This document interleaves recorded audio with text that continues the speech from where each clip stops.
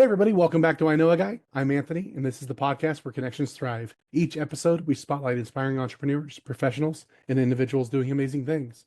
Together, we'll grow your circle, spark collaborations, and discover new opportunities.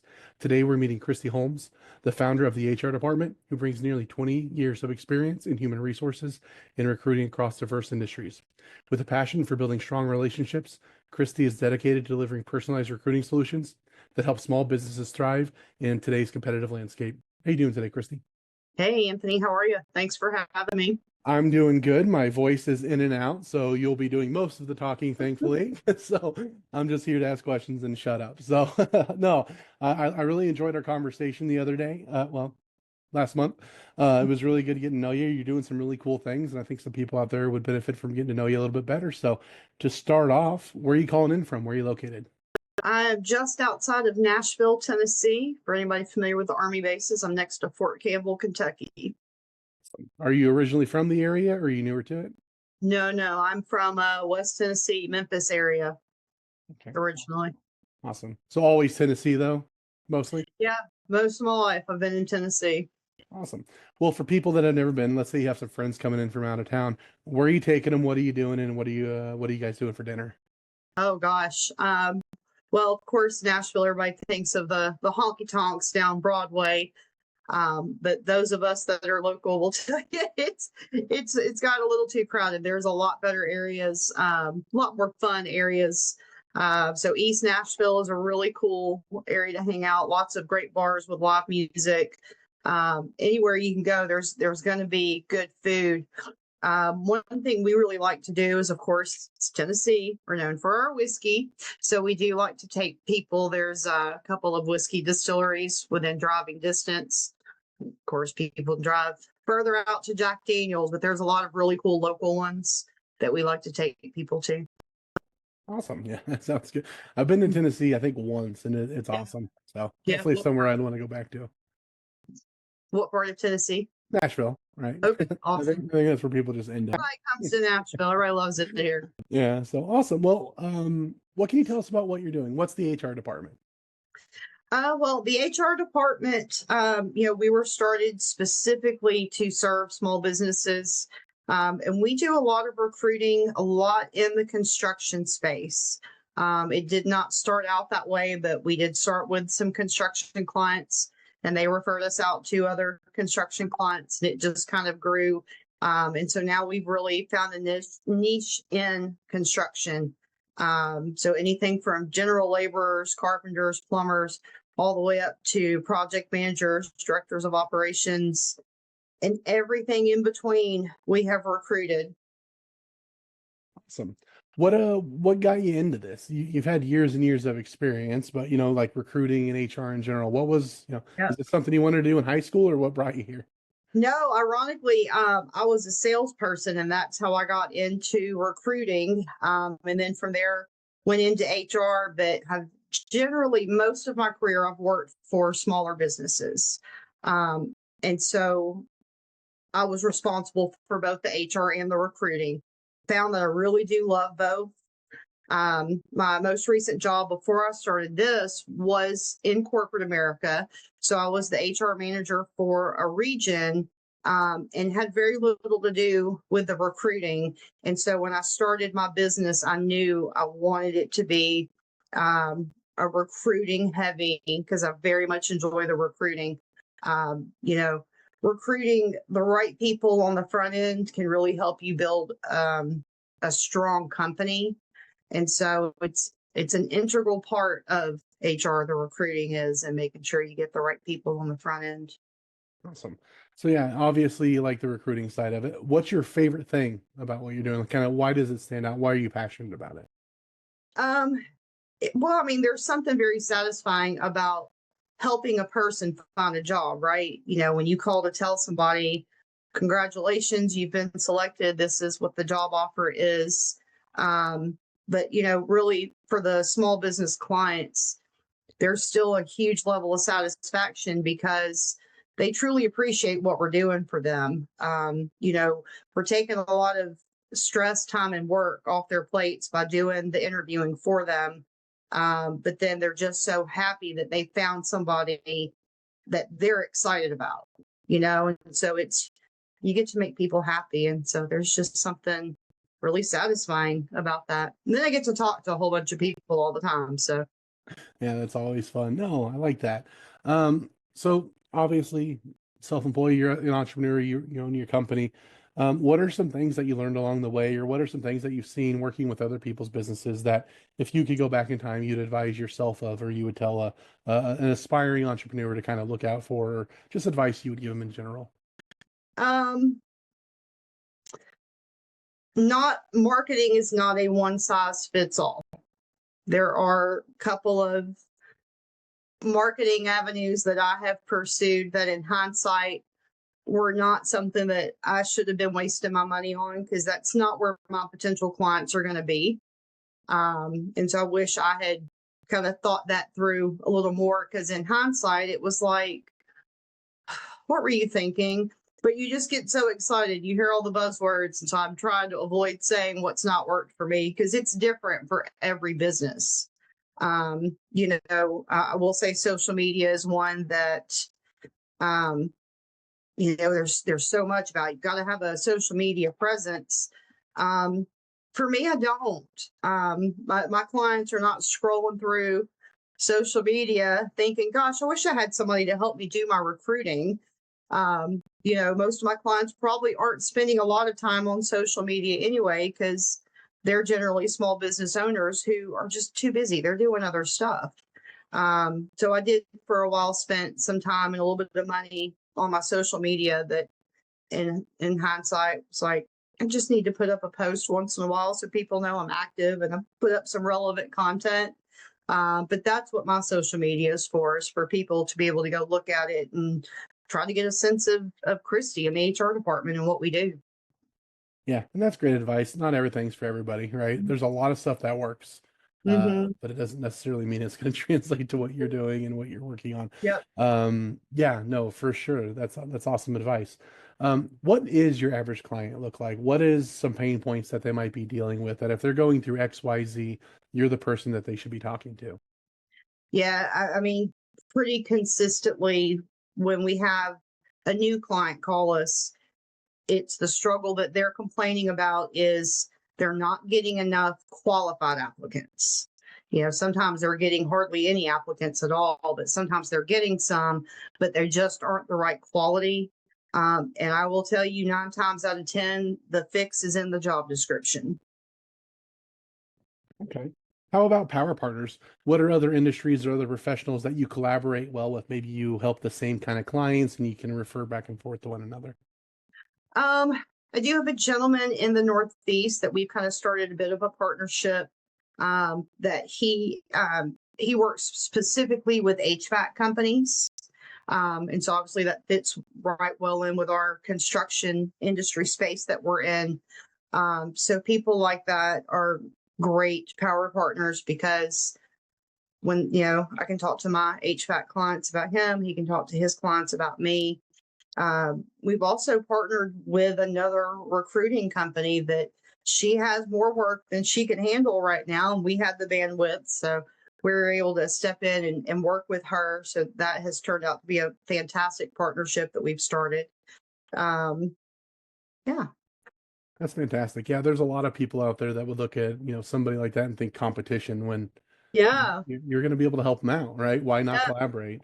Yeah, you guys help similar clients and you do similar things, but there's definitely ways to Mhm. work together. Having that abundance mindset really, really helps.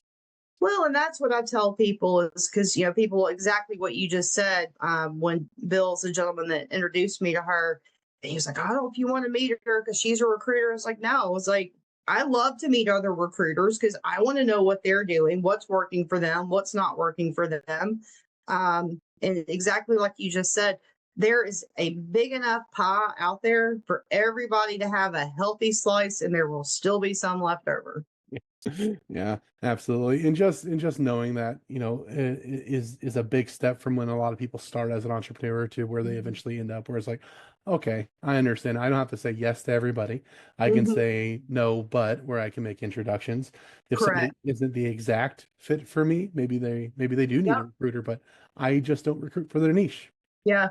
I can know somebody that Yeah. does. I have a gentleman I know that does the IT industry. We're not real big in IT. Same with healthcare.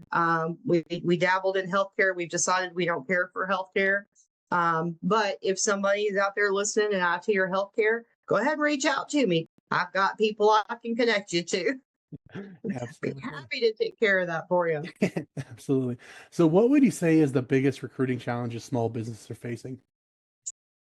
Um, in my opinion, the biggest problem out there right now is that a lot of companies are, I hate to use the word, my mind just went completely blanked.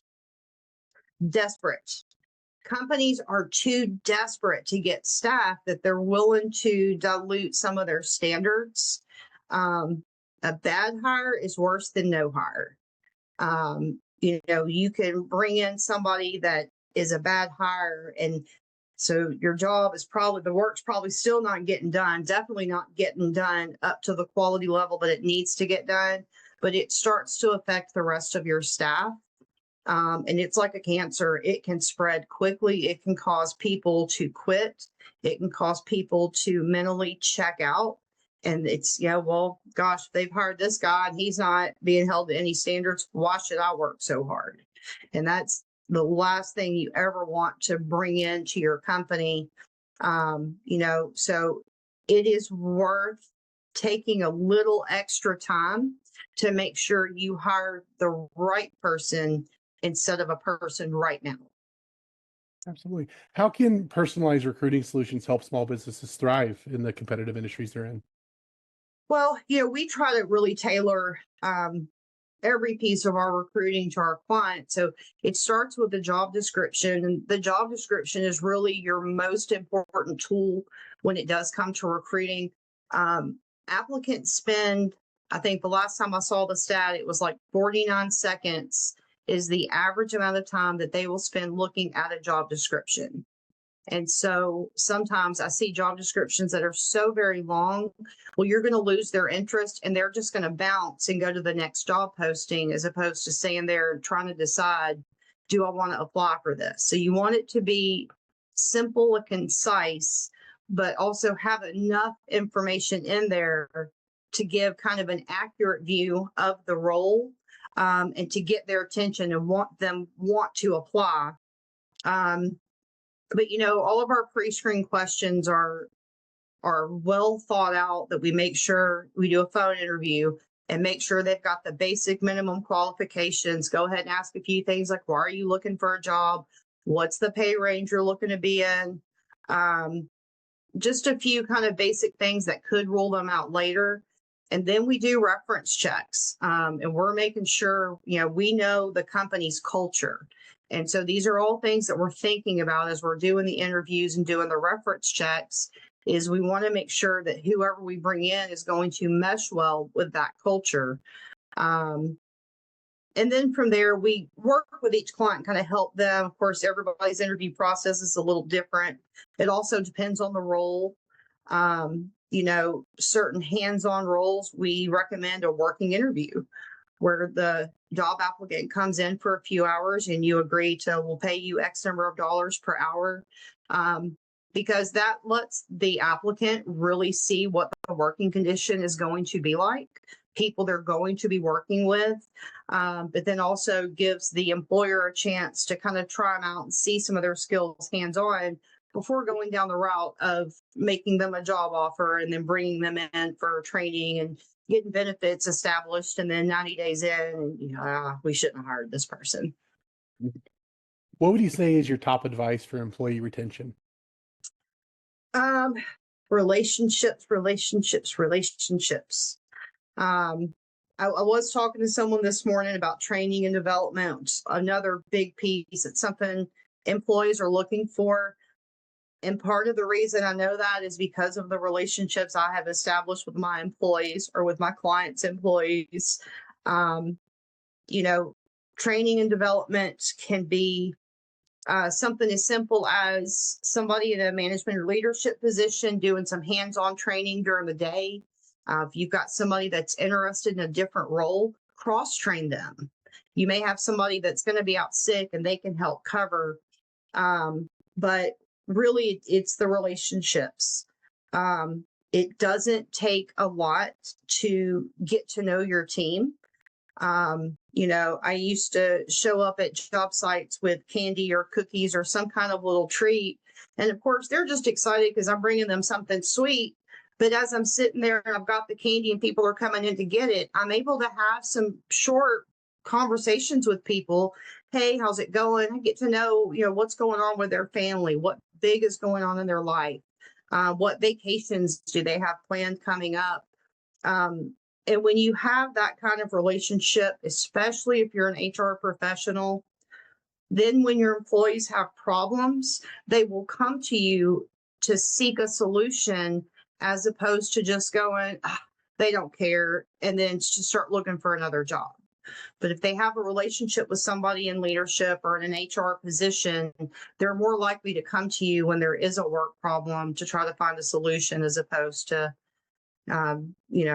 mentally quitting. Is that the it's what the phrase everybody's been using right now? Silent quitting and the great Silent quitting. There you go. Yep. See, silent quitting. It's a problem. But building relationships with your team will let you know, one, what they're looking for. You're going to hear them talk about training and development opportunities, but the relationships is just the key thing because that's where you get all the good info. Is there anything that I missed or failed to ask that you wanted to add? I don't think so. I feel like we pretty well covered. Like I said, it's recruiting, and we do kind of a multi-pronged approach. Just like I said, don't ever hire out of desperation. If you're hiring out of desperation, you're making a bad hire. I can almost promise you that. But make sure you've got a good job description. I have a job description template actually on my website. If anybody needs help, you can go grab a template off my website and use that to build your job description. What is that website? What's the best way that people get a hold of you or find you? It is thehrdepartmentky.com. So that is because I'm technically in Kentucky. Or they can find us on Facebook, Instagram, LinkedIn, and all of them. It's at the HR Department KY, just like the website. It's our handle across all the platforms. Perfect. If anybody would like to get in touch with Kristie, absolutely do it. If you have employees or need recruiting advice or, employee retention, whatever it is, do yourself a favor and make sure it gets done right, because she's not wrong. If you're hiring out of desperation, you're just compounding the problem. You're trying to throw a Band-Aid on something. You're not solving whatever the underlying issue is. So make sure you find the right people. Make sure you have the right people help you find the right people. That's what Kristie's doing there with the HR department. And I will assure you, have a conversation with her. She's exactly the same on a one-to-one as she is here. So reach out, have that conversation. I'm going to put all this stuff in the show notes, so feel free to grab it there. Don't have to try and spell it out or anything like that, but perfect. If anybody would like to get a hold of me, you can visit me at ikag.me. You can find more episodes, subscribe to our newsletter, connect with awesome people in our growing community like Kristie.